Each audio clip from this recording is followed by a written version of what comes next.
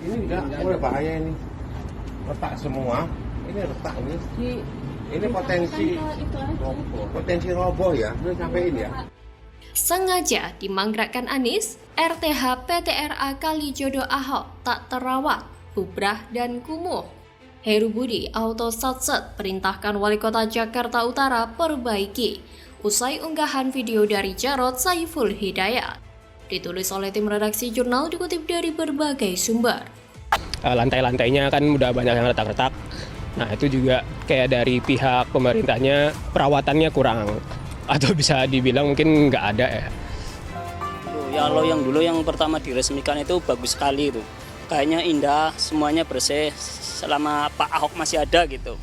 Penjabat atau PJ Gubernur DKI Jakarta, Heru Budi Hartono berkomentar terkait ruang terbuka hijau atau RTH di sebelah ruang publik terpadu ramah anak atau RPTRA Kalijodo yang tak terawat usai disorot mantan Gubernur Jarod Saiful Hidayat.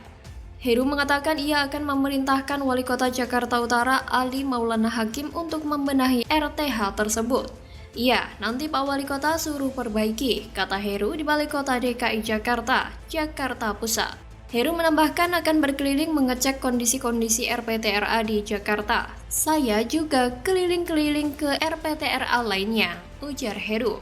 Sebelumnya Jarod membagikan video kunjungannya ke RTH Kalijodo. Ia mengaku kaget dengan kondisi terkini di sana. Ia lantas memberikan apresiasi bagi jajaran lurah yang berusaha untuk tetap memelihara RPTRA. Ia berharap anggaran perbaikan dan pemeliharaan RPTRA akan kembali dihidupkan. Pasalnya Jarod menemukan lapak jualan yang padat, bangunan retak, hingga sampah yang menggunung. Padahal, ia dulu membenahi kawasan tersebut bersama Basuki Cahayapurnama atau Ahok. Kalijodo, setelah 5 tahun yang lalu kita benahi menjadi RTH RPTRA, miris dan kecewa, tulis Jarod dalam keterangan unggahan Instagramnya @JarodSaifulHidayat. Kalau ini sih karena memang Anies yang diwarisi tidak mau mengurusi RPTRA, dan memang sengaja dimangkrakkan. Kalijodo aja sempat kembali jadi tempat prostitusi di era Anies, padahal dulu susah payah Ahok menggusur tempat tersebut untuk dijadikan sebuah kawasan yang ramah anak, kawasan tempat rekreasi murah untuk keluarga. Tapi di masa pemerintahannya Anies tak lebih dari sebuah tempat yang terbengkalai, sebuah tempat yang tak terpelihara. Rumput-rumput dibiarkan mengering, tak terurus, pohon-pohon dibiarkan layu, lampu-lampu taman dibiarkan rusak. Sebelumnya, anggota Komisi C DPRD DKI Jakarta, Eneng Maliana Sari, mendesak Pemprov DKI Jakarta membenahi kondisi dan fasilitas ruang publik terpadu ramah anak atau RPTRA yang rusak dan tidak ramah anak. Dia melihat banyak fasilitas di RPTRA yang tak terawat, bahkan rusak. Eneng mengatakan mendapati fasilitas RPTRA yang tak terawat berdasarkan pengawasan pihaknya di lapangan. Dia menyebutkan sedikitnya 70% RPTRA era Gubernur Basuki Cahayapurnama atau Ahok rusak karena tidak ada biaya perawatannya, terutama terjegal karena pandemi COVID-19. Eneng memberi contoh kondisi RPTRA Manggis, Palmerah dengan kondisi fasilitas bermain sudah rusak dan tidak memenuhi standar keamanan, tetapi masih digunakan. Dia melihat kondisi bangunan RPTRA mulai rusak, seperti atap aula yang bocor, AC yang mati, dan toilet yang tidak dapat digunakan. Sungguh, saya tidak habis pikir, mengapa ada orang senaif itu menjaga peninggalan hasil karya gubernur sebelumnya adalah tanggung jawab gubernur sekarang. Karena hasil kerja gubernur sebelumnya juga merupakan aset Pemprov DKI yang perlu dirawat dan dijaga keberadaannya, agar uang rakyat yang dikeluarkan untuk membangun RPTRA tersebut tidak sia-sia. Kalau setiap gubernur berpikiran bahwa dirinya tidak perlu menjaga dan merawat hasil pembangunan gubernur sebelumnya, bagaimana negara kita ini akan maju? Setiap ada pejabat baru yang memimpin tak pernah meneruskan program gubernur sebelumnya. Kontinuitas pembangunan menjadi terhenti. Tidak ada kesinambungan. Bagaimana negara kita akan maju? Kota Jakarta perlu tangan pekerja yang serius dalam membenahinya. Sangat disayangkan, apa yang dulu telah dibangun dengan susah payah ternyata kini tak dapat dirawat. Padahal membangun RPTRA dan RTH di tempat bekas prostitusi dan dunia gelap Kalijodo jauh lebih sulit ketimbang sekarang yang tinggal memelihara saja. Dan hal semudah itu saja Anies tidak bisa. Bagaimana kalau menurut Anda?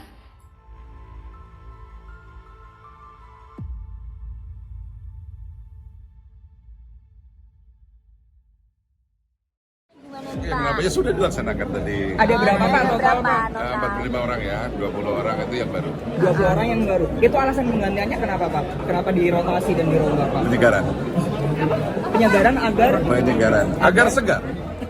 Pemprov DKI memang menyatakan perombakan dilakukan untuk penyegaran struktur organisasi perusahaan. Tapi semua pihak bisa mengendus. Ini adalah bagian dari upaya pejabat Gubernur Heru Budi Hartono memberesi cucian kotor dan peninggalan tumpukan masalah yang ditinggalkan Anies. Mantap! Setelah BUMD, kini Heru Budi rombak besar-besaran pejabat DKI peninggalan Anies. Bersihkan antek-antek Anies di Pemprov DKI Jakarta, warga dijamin sejahtera. Ditulis oleh tim redaksi jurnal dikutip dari berbagai sumber. Nah, tanpa disadari, apa yang dilakukan oleh beliau saat ini secara tidak langsung akan membongkar aib kepentingan Anies di Jakarta selama ini. Jadi, DPRD atau siapapun yang selama ini bancaan uang APBD DKI mulai harus berpikir ulang kalau berhadapan dengan Heru Budi. Kenapa? Penjabat Gubernur DKI Jakarta Heru Budi Hartono kembali menjadi sorotan. Pasalnya ia baru saja merombak jajaran pejabat di Pemprov DKI. Total terdapat 20 pejabat yang dirotasi. Pelantikannya dilakukan di Balai Agung, Balai Kota, tetapi secara tertutup. Sekretaris Komisi A DPRD DKI Jakarta Karyatin menyesalkan pelantikan tersebut, sebab Komisi Bidang Pemerintahan tersebut tak diberitahu akan ada pergantian sejumlah pejabat dan pelantikan. Di awal menjabat, Heru juga merombak jajaran komisaris, direksi, dan Dewan Penasehat sejumlah BUMD DKI. Misalnya pergantian Direktur Utama PT Jakarta Propertindo dan PT MRT Jakarta. Dengan pelantikan pejabat secara tiba-tiba ini, Sekretaris Daerah DKI Jakarta Joko Agus Setiono mengatakan rotasi jabatan dilakukan untuk membuat penyegaran di Satuan Kerja Perangkat Daerah atau SKPD lingkungan Pemprov. Sayangnya, dinas-dinas strategis mengalami kekosongan jabatan. Sebagai contoh, Heru memutasi Kepala Dinas Kesehatan Widya Stuti saat ingin fokus mengentaskan stunting. Terkait Dinas Kesehatan, Heru juga sempat memberi penjelasan. Adapun Widya Stuti yang dulunya menjadi kepala dinas, kini ditempatkan sebagai asisten kesejahteraan rakyat Sekretaris Daerah Provinsi DKI Jakarta. Menurut Heru, posisi Widi sekarang lebih mampu mengintervensi lebih dalam persoalan stunting dan kemiskinan ekstrim di Jakarta. Heru berujar, stunting diakibatkan kemiskinan dan tingkat pendidikan. Maka dari itu, sebagai asisten kesejahteraan rakyat, Widi dianggap mampu mengentaskan dua persoalan tersebut. Apa yang dilakukan PJ Heru tersebut juga sebagai upaya menyelamatkan DKI Jakarta dengan cara merombak pejabat yang sebelumnya tidak ditempatkan sesuai pekerjaannya, yang hanya ditempatkan sesuai kepentingan semata. Maka dari itu wajar jika Heru merombak pejabat DKI Jakarta. Memang dalam peraturan pemerintah atau PP Nomor 49 Tahun 2008 tentang pemilihan, pengesahan, pengangkatan, dan pemberhentian kepala daerah dan wakil kepala daerah pasal 132A ayat 1 dan 2. Sebetulnya melarang seorang PJ untuk memutasi pegawai, namun hal tersebut diizinkan asal sudah mendapatkan persetujuan dari Menteri Dalam Negeri Tito Karnavian. Berdasarkan dokumen yang diterima merdeka.com, pelantikan 20 pejabat ini sudah mendapatkan restu dari Mendagri, karena pelantikan ini dilakukan berdasarkan Surat Menteri Dalam Negeri Nomor 100.2.2.6/645/SC, tanggal 2 Februari 2023, perihal persetujuan pengukuhan dan pelantikan pejabat pimpinan tinggi Pratama di lingkungan pemerintah daerah Provinsi DKI Jakarta. Maka dari itu, anggota Komisi A DPRD DKI Jakarta Gembong Warsono menilai rotasi ini sebagai hal yang wajar. Gembong berpesan agar pejabat yang dipilih untuk mengisi posisi kosong harus memiliki kompetensi yang sesuai dan paham tugas serta fungsinya.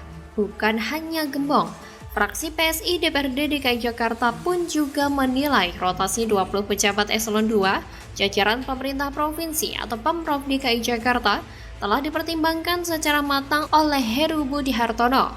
Wakil Ketua Fraksi PSI DPRD DKI Jakarta Agus Hamonangan juga menyebutkan bahwa rotasi pejabat pegawai negeri sipil atau PNS sejatinya merupakan hal yang biasa terjadi di lingkungan pemerintahan.